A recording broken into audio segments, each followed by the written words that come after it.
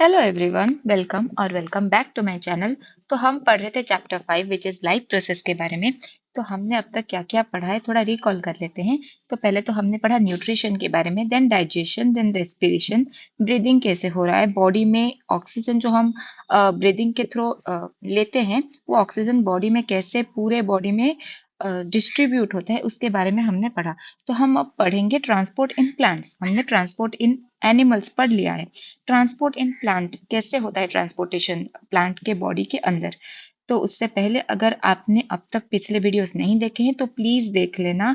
And अगर subscribe नहीं किया है तो प्लीज सब्सक्राइब कर देना। अगर वीडियो अच्छा लग रहा है तो अपने दोस्तों के साथ भी शेयर कर लेना, क्योंकि एक से एक वर्ड मैंने अच्छे से समझाने की कोशिश की है एंड ये एनसीईआरटी है एंड आपको मतलब हेल्प हो जाएगा, क्योंकि आपका एग्जाम जो होता है ना वो मेनली एनसीईआरटी बेस्ड होता है। ठीक है, तो चलो स्टार्ट करते हैं ट्रांसपोर्ट इन प्लांट्स। तो यहाँ पे क्या दिया हुआ है, we have discussed earlier how plants take in simple compound such as CO2 and photosynthesize energy stored in their chlorophyll containing organ. Yes, हमारा जो एनवायरमेंट होता है वहां में से प्लांट क्या करता है, CO2 ले जाता है एंड ऑक्सीजन देता है। जो ऑक्सीजन हम यूज करते हैं हमारे बॉडी के एनर्जी क्रिएट करने के लिए। ठीक है, तो प्लांट क्या लेता है अपने अंदर, simple compound such as carbon dioxide and photosynthesize energy stored in their chlorophyll containing organ. Okay, तो क्या करता है वो फोटोसिंथेसाइज करके एनर्जी प्रोड्यूस करता है। ठीक है, क्लोरोफिल को यूज करके। कहाँ पे करता है, लिप्स में करता है। तो ये सब काम कहाँ पे हो रहा है उसका, सीओ मतलब लिप्स में हो रहा है। CO2 एक्सेप्ट करता है क्लोरोफिल को यूज करके। हमारा जो सन का एनर्जी है उसको उसको यूज करके वो अपना एनर्जी प्रोड्यूस करता है। The other kind of raw material needed for building plant bodies will also have to be taken separately. तो उससे सिर्फ CO2, वाटर, क्लोरोफिल इससे तो काम नहीं होगा, उससे और भी कुछ चीजें चाहिए होता है। हाँ, जैसे हम खाना खाते हैं, ठीक है, हम पानी पानी पानी से तो जिंदा नहीं रहते, हमें भी कुछ कार्बोहाइड्रेट, लिपिड्स, फैट, प्रोटीन ये सब चाहिए होता है। ठीक है, तो और क्या क्या रॉ मटेरियल लेता है प्लांट्स तो देखेंगे। For plants the soil is the nearest and richest source of raw material like nitrogen, phosphorus and other minerals. तो क्या होता है, एक प्लांट नेसेसरी नहीं है कि सॉइल में ही लगाया जाए। प्लांट को क्या चाहिए होता है, रॉ मटेरियल चाहिए होता है। जहां भी उसे ये मिल जाएगा वो वहां पे ग्रो कर जाएगा। आप ऐसे भी कोई प्लांट देखे होंगे जहां पे मिट्टी भी नहीं होगा, ऐसे दो पत्थरों के बीच उग जाएगा, क्योंकि प्लांट को मेनली चाहिए होता है मिनरल्स, न्यूट्रिशन। ठीक है, तो कई हाइड्रोपोनिक्स एक मेथड होता है जहां पे क्या करते हैं कि जो प्लांट होता है वो बिना मिट्टी के भी उग जाता है। उसे क्या कैसे उगाते हैं कि एक जो मिनरल्स वाला पानी में जितना भी मिनरल्स जितने भी अमाउंट में चाहिए होता है उसको वो मिनरल्स वाले पानी में रख देते हैं ताकि वो उग जाए। ठीक है, तो ऐसे होता है। Then the absorption of this substance therefore occurs through the part in contact with the soil, namely roots. तो रूट सॉइल रूट के साथ ही कांटेक्ट में रहता है। तो जब सॉइल में इतना ज्यादा मिनरल्स एंड मतलब बहुत सारे रॉ मटेरियल्स है प्लांट के लिए, तो रूट क्या करता है, वो मिट्टी में से सबको ऑब्जर्व करके लिप्स को भेजता है। ओके, इफ द therefore हाँ, soil namely roots, if the distance between soil contacting organ and chlorophyll containing organ are small, energy and raw materials can easily diffuse to all the part of the plant body.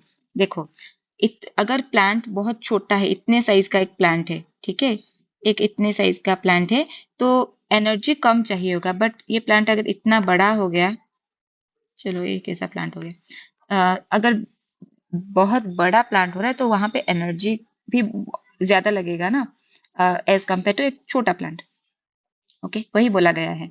But if this distance become large because of the change in the plant body design, diffusion process will not be sufficient to provide raw material in leaves.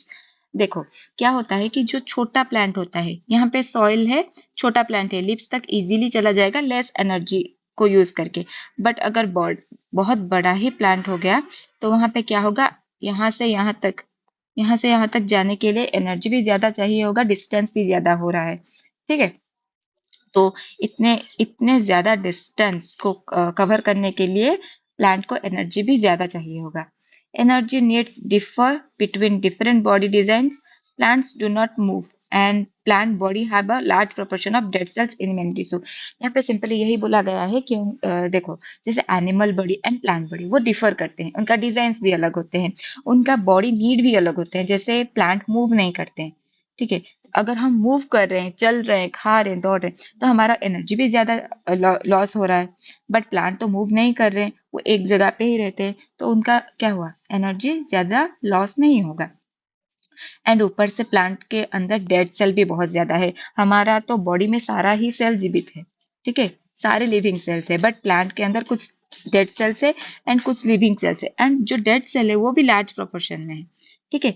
तो हमसे energy वो कम prefer करेंगे, उन्हें कम चाहिए होगा energy, and can usually relatively slow transport system. तो उन्हें ज्यादा एनर्जी चाहिए होता ही नहीं है, तो उनका जो ट्रांसपोर्टेशन सिस्टम वो भी स्लो होता है। बट हमारा जो ट्रांसपोर्टेशन सिस्टम होता है वो बहुत ही फास्ट होता है। The distance over which transport system have to operate however can be very large in plants such as very tall trees. जैसे अमेज़न फॉरेस्ट, ये सब में जो ट्रीज होते हैं वो बहुत ही बड़े बड़े होते हैं, 100 फुट 200 फुट इतना बड़ा बड़ा ट्रीज भी होते हैं।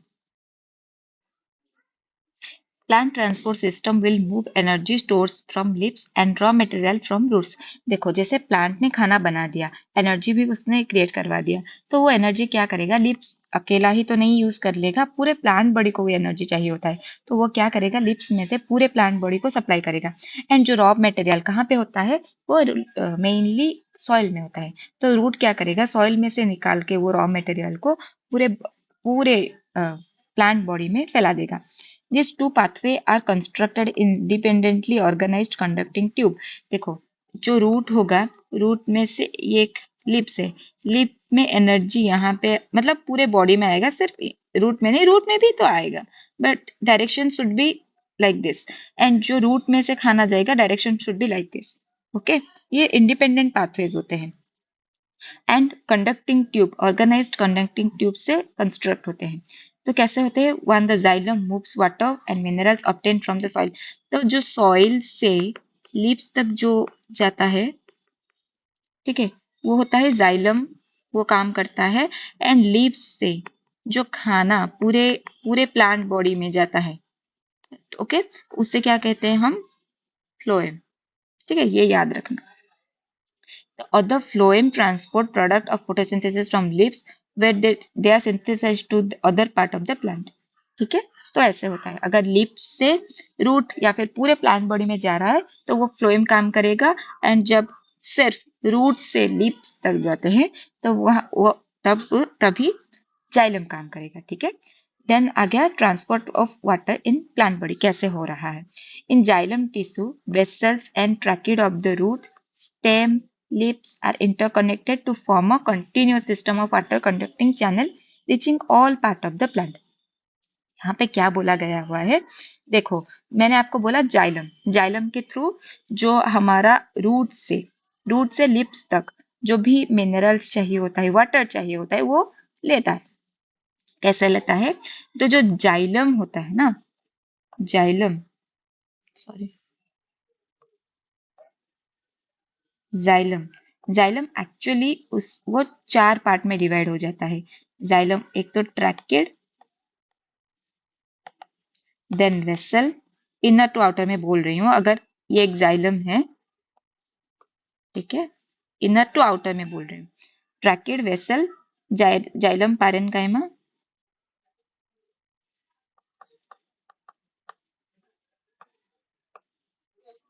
एंड जाइलम फाइबर, ठीक है। ये 4 को लेके जाइलम कंस्ट्रक्ट होता है, ठीक है। अंदर, पूरे अंदर रहेगा ट्रैकेड, देन उसके बाहर रहेगा वेसल, ये मेनली कंडक्शन का काम करते हैं, वाटर कंडक्शन का काम करते हैं। Then xylem parenchyma, then xylem fibre यहाँ पे रह जाएगा। तो यहाँ पे क्या बोला गया हुआ है, in xylem tissue vessels and tracheids of the roots stem and leaves are interconnected to form a continuous system of water conducting channel reaching all the part of the plant। देखो, एक ट्रैकेड ऐसे tapering N के साथ होते हैं, ठीक है, ये पूरे पूरे प्लांट बॉडी के बारे में बोल रही हूँ। एक ट्रैकिड और एक ट्रैकिड और एक ट्रैकिड, ऐसे ऐसे पूरे प्लांट बॉडी में रहते हैं। ये एक वेसल हो गया, ये एक और एक वेसल हो गया, ये और एक वेसल हो गया, ये और एक वेसल हो गया। ऐसे ऐसे करके रूट से लेके एक लीव्स तक, पूरे पूरे प्लांट बॉडी तक ऐसे ये क्या बनाते हैं, रास्ता बनाते हैं ताकि यहाँ से पानी ऊपर चला जाए, एक रूट से लीव्स तक चला जाए पानी, also minerals. Okay, as interconnected to form a continuous system of water conducting channel reaching all the part of the plant. पूरे प्लांट बॉडी को देने के लिए ऐसे कंडक्टिंग चैनल वो क्रिएट करते हैं। कौन कौन क्रिएट करते हैं? ट्रैकिड एंड वेसल मिलके। At the roots cell in contact with the soil actively take up ion. जो सॉइल, देखो एक प्लांट में जो रूट्स होते हैं ना, यहाँ पे आयन्स भी होते हैं, sodium, potassium, magnesium, okay, nitrogen, ये सारे आयन्स होते हैं। तो उन्हें कौन लेके जाता है ऊपर? रूट्स लेके जाता है। This creates a difference in the concentration of the ion between the root and soil water। देखो, देन वाटर चला जाएगा। देखो मैं समझाती हूँ, वहां पे समझ लो, यहाँ पे कुछ आयन्स है, ठीक है, कुछ कुछ तो आयन्स है। जैसे ही ये आयन अपटेक करना स्टार्ट करेगा, अंदर जाके जो आयन का कंसंट्रेशन बहुत ज्यादा हो जाएगा। ठीक है, जब आयन का कंसंट्रेशन ज्यादा हो रहा है, पानी का कंसंट्रेशन कम हो जाएगा। पानी यहाँ पे भी है, यहाँ पे भी है। देखो पानी अब यहाँ पे भी है, यहाँ भी है, यहाँ पे भी है, बट यहाँ पे आयन ज्यादा हो गए। जैसे जैसे आयन का अपटेक होना स्टार्ट हो गया, यहाँ पे आयन ज्यादा हो गए, यहाँ पे आयन कम होना स्टार्ट हो गया, एंड पानी यहाँ पे ज्यादा हो गया। तो पानी का कंसंट्रेशन यहाँ पे ज्यादा होगा एज कम्पेयर टू रूट्स। तो पानी क्या होगा? पैसिवली आ जाएगा रूट्स में। पहले तो जो आयन थे वो एक्टिवली आए हैं रूट्स में, बट जब पानी यहाँ पे बाहर ज्यादा हो जाएगा एज कम्पेयर टू रूट्स, तो पानी कैसे आएगा? पैसिवली। तो ये याद रखना, जो भी आयन जो रूट्स के अंदर आते हैं वो एक्टिवली आते हैं, ठीक है, बट जो पानी आता है वो पैसिवली आता है। Water moves into the root from the soil to eliminate the difference. जो कॉन्सेंट्रेशन का डिफरेंस हो गया था वहां पे, तो वो एलिमिनेट करवाने के लिए पानी चला आता है रूट्स में। This means that there is steady movement of water into root xylem. ठीक है, तो स्टेडी मूवमेंट हुआ है वाटर का जाइलम के अंदर, creating a column of water that is steadily pushed upward. तो जैसे जैसे पानी आएगा तो पुश होगा, एक पुश आ जाएगा, देन वो ऑटोमेटिकली पानी प्लस मिनरल आयन वो ऑटोमेटिकली एक पुश के साथ ऊपर चलना स्टार्ट हो जाएंगे। However, this pressure by itself is unlikely to be enough to move water over the heights that we commonly see in plants। हम कुछ ऐसे प्लांट देखते हैं जो हाइट छोटे होते हैं, बट जो अमेज़न फॉरेस्ट होता है वहां पे बहुत ही बड़ा बड़ा प्लांट होता है, जैसे कि 100 फीट 200 फीट हो गया। तो ये तो हो गया छोटे छोटे प्लांट्स के लिए, बट क्या ये बड़े प्लांट्स के लिए भी काम करता है? ये मामूली सी जो प्रेशर है, क्या ये बड़ा प्लांट के लिए भी काम कर सकता है? Plants use another strategy to move water in the xylem upward to the highest point of the plant body। Plant कुछ कुछ और भी स्ट्रेटेजीज प्लांट के पास है जो वो यूज करता है। देखो, एक स्ट्रेटेजी को लेके प्लांट्स पूरे जो ट्रांसपोर्टेशन नहीं कर पाएगा, वो दो तीन स्ट्रेटेजी को एक बार मतलब यूज करता है, एंड जो पानी एंड मिनरल्स होता है वो रूट में से लिप्स तक या फिर पूरे प्लांट बॉडी में फैला देता है। यहाँ पे एक्टिविटी 5.8 में क्या बोला गया हुआ है, यहाँ पे कि आपको दो ऐसे मिट्टी के लेने हैं। वेट, यहाँ पे बोला गया हुआ है ऐसे मिट्टी ले लो दो प्लेस में, एंड एक में एक पेड़ ले लो, प्लांट छोटे, एक छोटे पत्ते वाला थोड़ा प्लांट ले लो, एंड यहाँ पे एक स्टिक ले लो एंड पॉलीथीन से कवर करवा लो। कुछ समय बाद देखो क्या हुआ है। देखो जैसे कि यहाँ पे एक प्लांट है, तो यहाँ पे क्या हुआ होगा, यहाँ पे कुछ वाटर लॉस हुआ होगा ड्यूरिंग फोटोसिंथेसिस, एंड यहाँ पे कुछ आपको इवापोरेशन वाटर दिखाई देगा।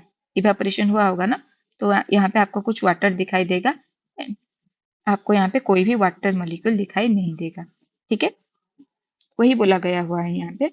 Take 2 small pots and approximately the same size and having the same amount of soil. Soil equally लेना है। One should have a plant in it, place a stick same height as the plant in the other pot, जैसे कि इस pot में। Cover the soil in both pots with a plastic sheet so that moisture can not escape by evaporation. तो आपको plastic sheet या फिर polythene के द्वारा कवर कर देना है ताकि बाहर इवेपोरेशन ना चला जाए। Cover both sets, one with the plant and other with the stick with the plastic sheet, place in the bright sunlight, ताकि वो फोटोसिंथेसिस कर पाए। Do you observe any difference in this two case? Yes, यहाँ पे water का थोड़ा molecule दिखाई देगा, वहां पे कुछ नहीं दिखाई देगा। ठीक है। Provided that the plant has adequate supply of water, the water which is lost through the stomata is replaced by water from the xylem vessels in the leaf। मैं आपको समझाती हूँ। यहाँ पे जैसे एरो दिया हुआ है, ये एक लीफ है। ठीक है। यहाँ पे आपका क्या हो रहा है, सिंथेसिस हो रहा है। वाटर का जो मॉलिक्यूल है ना, मान लो यहाँ पे भी वाटर का मॉलिक्यूल है, देन यहाँ पे भी, देन यहाँ पे भी, देन यहाँ पे भी, यहाँ पे ऐसे ऐसे करके पूरे ऊपर तक, ठीक है, एक वाटर का मॉलिक्यूल है। मतलब वाटर ऐसे ऐसे पूरा वाटर का लाइन है पूरा ऊपर तक। जब फोटोसिंथेसिस हुआ, इतना अमाउंट ऑफ वाटर यूज हो गया एंड कुछ इवापोरेट होके बाहर चला गया, यहाँ यहाँ से बाहर चला गया। देन ये जगह तो खाली हो जाएगा। देन ये जो इसके पीछे जो है, ये इसका जगह ले जाएगा, ये इसका जगह, ये इसका जगह। तो ऐसे ही जो पुश एक रहेगा कि जो वाटर वो जाता रहेगा एंड यहाँ पे इवापोरेट हो रहा है, तो इसका जगह कोई और वाटर मॉलिक्यूल ले रहा है, देन और वाटर मॉलिक्यूल और वाटर मॉलिक्यूल, तो उसका जगह फिलअप करते जा रहे हैं। तो ऐसे ही वाटर ऊपर चलता जाता है, ऊपर चलता जाता है एंड इवापोरेशन से वाटर मॉलिक्यूल बाहर निकल जाता है। तो यहाँ पे क्या बोला गया हुआ है, provided that the plant has adequate supply of water. Yes, इतने सारे वाटर मॉलिक्यूल तो सप्लाई कर रहे हैं। The water which is lost through the stomata is replaced by water from the xylem vessels in the leaf. यहाँ पे xylem vessels ही तो है, ऐसे ट्रैकेड वेसल्स, ऐसे उसके अंदर से तो पानी जाएगा ना, ऐसे नहीं तो अकेला नहीं, तो अकेला तो नहीं जा सकता।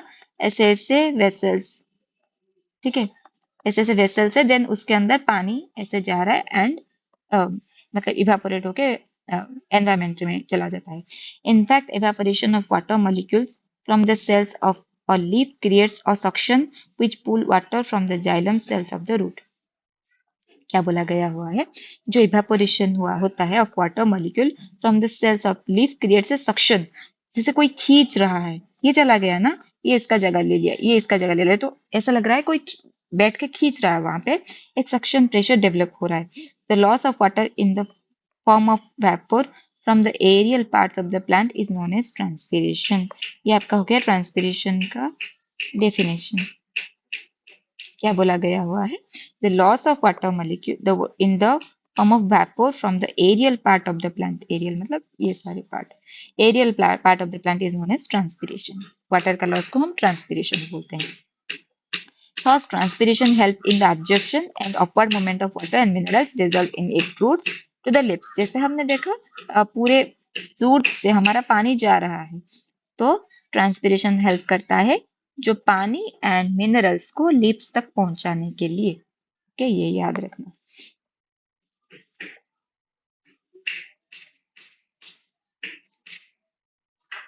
प्लीज थोड़ा इग्नोर करना साउंड को, सॉरी। तो देन क्या बोला गया हुआ है यहाँ पे, it also helps in temperature regulation. देखोगे आप कि जो अमेजन फॉरेस्ट होता है ना, उसका टेम्परेचर बहुत ही कूल होता है, क्योंकि वहां पे इवेपोरेशन बहुत ही ज्यादा करवाते हैं because of much amount of trees. वहाँ पे ट्री का अमाउंट बहुत ज्यादा होता है एंड वहाँ पे इवेपोरेशन भी बहुत ज्यादा हो जाता है एंड इसीलिए वहाँ पे टेम्परेचर भी कम होता है। The effect of root pressure in the transport of water is more important at night। Root pressure एक रोल होता है जहाँ पे रूट एक प्रेशर डालता है जो कि प्लांट जो मिनरल्स एंड वाटर होता है उससे लीव्स तक पहुंचने में हेल्प हो जाता है। ठीक है, उसे हम रूट प्रेशर कहते हैं। सुबह सुबह कुछ मतलब ठंडे मौसम में आप देखोगे एक छोटे छोटे प्लांट को अगर ऑब्जर्व करोगे, उसके ऊपर कुछ पानी के बूंदे जैसा आप ऑब्जर्व कर पाओगे, वो होता है रूट प्रेशर के द्वारा। ठीक है। रूट प्रेशर काम नाइट में होता है, ताकि आप सुबह सुबह अगर ऑब्जर्व करो आप ये देख पाओगे। During the day when the stomata are open, the transpiration pull become the major driving force in the movement of water in the xylem. ये तो दिन में कर रहा है, दिन में जो भी मिनरल्स यहाँ पे होता है, रूट्स में होता है, उसे पहुंचाने के लिए मतलब जो ट्रांसपीरेशन होता है वो तो हेल्प कर देता है, बट रात में रूट प्रेशर काम करता है ताकि मिनरल्स तभी भी अ, हमारे लिप्स में पहुंच सके। ठीक है, रात में कौन काम करता है? Root pressure. एंड दिन में मेजर ड्राइविंग फोर्स कौन होता है? ट्रांसपीरेशन। ओके, तो ये था कि कैसे जाके पहुंच रहा है लिप्स में, रूट में से लिप्स में कैसे पहुंच रहा है, या फिर पूरे प्लांट बॉडी में। तो ये हो गया खाना बनाने के लिए। देन अब हम पढ़ेंगे खाना बनाने के बाद कैसे वो खाना पूरे बॉडी में जाता है, या फिर अगर ज्यादा खाना बन गया है उसे कैसे स्टोर करके प्लांट रखता है फॉर सीजन, मतलब जब खाना नहीं मिलेगा तब वो यूज कर पाएगा। Transport of food and other substances. So far we have discussed the transport of water and minerals in plants. Now let us consider how the product of metabolic process, particularly photosynthesis, are moved from leaves where they are formed to other parts of the plant. कैसे जो leaves में खाना बन गया है, जो वो कैसे पूरे बॉडी में, पूरे प्लांट बॉडी में कैसे सप्लाई होगा, अब हम पढ़ेंगे। This transport of soluble product of photosynthesis is called translocation. ये याद रखना, उसे हम क्या बोलते थे? ट्रांसपीरेशन। जब खाना बनता है एंड वाटर इवापोरेट हो जाता है उसे हम बोलते हैं ट्रांसपीरेशन। बट खाना जो सब सोल्यूबल सब्सटेंस होते हैं वो कैसे ट्रांसपोर्ट होता है उसे हम बोलेंगे translocation. And it occurs in the part of the vascular tissue known as phloem. जो खाना रूट से लेके एक लीफ तक पहुंचाने के लिए कौन काम करता था? जाइलम काम करता था। बट यहाँ पे कौन काम करवाएगा? फ्लोएम काम कराएगा। ठीक है। देन वैसे ही जैसे जाइलम ने काम किया हुआ है वैसे ही फ्लोएम भी काम करता है। Sieve tube, companion cell, phloem parenchyma, phloem fibre, ये सब मिलके ही फ्लोएम मतलब कंस्ट्रक्ट होता है। एंड फ्लोएम काम क्या करता है? लिप में से पूरे बॉडी में जहां जहां भी खाना चाहिए होता है, या फिर जहां पे भी खाना स्टोर करके रखना होगा, वो लिप में से लेके कहाँ पे देता है? पूरे बॉडी में जहां जहां जरूरत होगा फ्लोएम पहुंचा देगा। Besides the product of the photosynthesis, the phloem transport amino acid and other substance. Phloem और क्या क्या ट्रांसपोर्ट करवाता है? amino acid and other substances. These substances are especially delivered to the storage organ of fruit, seed and to the growing organ. ठीक है, जहाँ पे खाना चाहिए होगा। The translocation of food and other substances takes place in the seep tube and in the help of adjacent companion cell both in upward and downward direction. Phloem का direction both होता है, अपवर्ड भी चला जाएगा, downward भी चला जाएगा। Xylem सिर्फ अपवर्ड ही काम करता है, डाउनवर्ड काम नहीं करता, वो सिंगल डायरेक्शनल होता है। जो फ्लोएम होता है वो डबल डायरेक्शनल होता है। ठीक है, तो देखो वहां पे जाइलम में कौन कौन काम करता था? Tracheid and vessel. यहाँ पे कौन कौन काम कर रहा है? सीप ट्यूब, ऐसे एक सीप ट्यूब होगा, देन उसके साइड में होगा क्या? Companion cell. ठीक है, ऐसे कंपानियन सेल होगा, इसके द्वारा जो खाना मतलब ट्रांसपोर्ट, ये दोनों हेल्प करवाते हैं ट्रांसपोर्ट में। Translocation, translocation of food in the ship tube with the help of adjacent companion cell both in upward and downward direction। ये याद रखना, बोथ डायरेक्शन, फ्लोएम का डायरेक्शन बोथ होता है, वो अपवर्ड भी लेके जाता है, डाउनवर्ड भी लेके जाता है। Unlike transport in the xylem, which can be regularly explained by simply physical forces, the translocation phloem is achieved by utilizing energy। वहां पे क्या होता है? कुछ फोर्सेस, जैसे जाइलम में जो पानी एंड मिनरल्स जो जाता था वो सिर्फ एक डायरेक्शन में जाता था, वो कुछ ड्राइविंग फोर्सेस को यूज करके ऊपर जाता था। बट यहाँ पे जो होता है वो एनर्जी को यूज करके पूरे बॉडी में सप्लाई करता है। कैसे सप्लाई करता है? देखो, मटेरियल लाइक सुक्रोज, जो खाना में से क्या बनता है? सुक्रोज, मेनली कार्बोहाइड्रेट प्रोड्यूस होता है ना प्लांट के बॉडी में, हमने पहले पढ़ा था, ग्लूकोज उसका प्रोडक्ट जो निकलता है। Material like sucrose is transferred into the phloem tissue using energy from ATP. देखो ये एक लिप्स हो गया, एक पेड़ है, ठीक है, देन यहाँ पे मान लो एक बड़ा सा लिप्स है, ठीक है, लिप में से सुक्रोज बन गया ना, ये आ जाएगा फ्लोएम में। ये हो गया आपका फ्लोएम। ठीक है, पूरे बना हुआ है, sieve tube companion cell parenchyma fibre मिलके बना हुआ है। एटीपी को यूज करके ये इसके अंदर आ जाएगा। ठीक है, जैसे ही इसके अंदर आ जाएगा यहाँ पे एक प्रेशर ज्यादा हो जाएगा, बिकॉज इस पे कुछ भी नहीं था। जैसे ही आ जाएगा इसके इसके वाल में एक एक प्रेशर आ जाएगा इसके अंदर। हाई प्रेशर यहाँ पे हो गया, हाई प्रेशर। लेट थिंक कि रूट में, रूट पे हमारा स्टोरेज ऑर्गन है। ठीक है, बट यहाँ पे जो फ्लोएम होगा उसका प्रेशर कम होगा, तो ये हाई प्रेशर है, ये लो प्रेशर है। तो हाई से लो के तरफ सुक्रोज ट्रांसपोर्ट होना स्टार्ट हो जाएगा। समझ में आया? देखो, जैसे ही खाना यहाँ पे लोड होगा, ठीक है, तो ज्यादा कॉन्सेंट्रेटेड हो गया, तो क्या होगा, पानी भी होगा बाहर, तो पानी भी इधर आ जाएगा, तो प्रेशर यहाँ पे हाई हो जाएगा। हाई प्रेशर से जो जिस पॉइंट में प्रेशर लो होगा उस पॉइंट में वो खाना चलना स्टार्ट हो जाएगा।